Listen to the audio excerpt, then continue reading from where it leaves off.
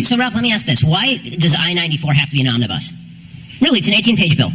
If we agree on all of these very minor measures, then why not start with the minor measures upon which we agree? Why is it loaded up like a shopping cart with measures with which a lot of people disagree? What do you think is loaded up? We're going to get into transfers, right?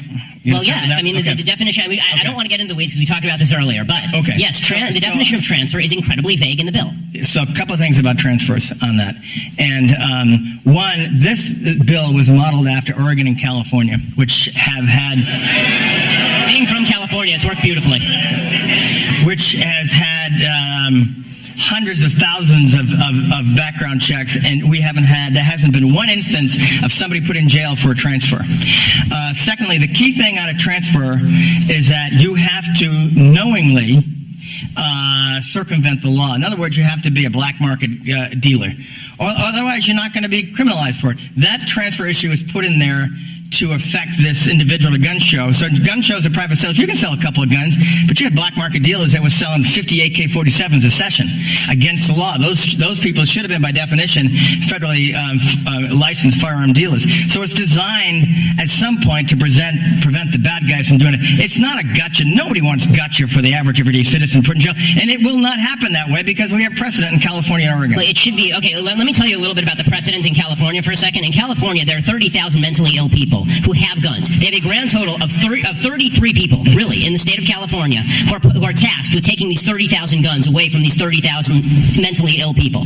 Okay, we're creating a system that is either not going to be enforced or it's going to be over-enforced. This idea, if we can just trust the government, then why aren't we just trusting the government to do the right thing now? I don't understand why a piece of legislation makes them better at what they do. I mean, the government is not very good at what they're doing now. Why does new wording make them not suck? Because part of the reason... Part of the reason you have a law or initiative as a deterrent, that government won't even be involved, that the bad guys won't be going to gun shows to buy guns, so they have to circumvent it. Well, but that's exactly the point. If bad guys are not going to gun shows with regard to Ebola, and for a second, this is a mild digression. With regard to Ebola, the federal government just made the case that they don't want a federal travel ban, right? Because they said if there's a federal travel ban, people will just find a way to circumvent the federal travel ban. Okay, do you see the analogy here? Yeah, I'm not going there. I'm not going there. I'm here to talk about guns. And most people are law-abiding citizens on that. So, I think one of the reasons you have laws is a deterrent to make sure that people do the right thing. Well, I agree, but this is the attendant cost. Right? If there are law-abiding... The cost is a law-abiding citizen, for example, under the bill, who wants to loan a gun to a family member for purposes of defending themselves. The bill talks about it has to be in the case only of the most, basically, emergency situations. Well, how does the government define that? It's undefined in the bill. Right? I mean, so I have a cousin, or I have a sister-in-law who feels endangered by her husband.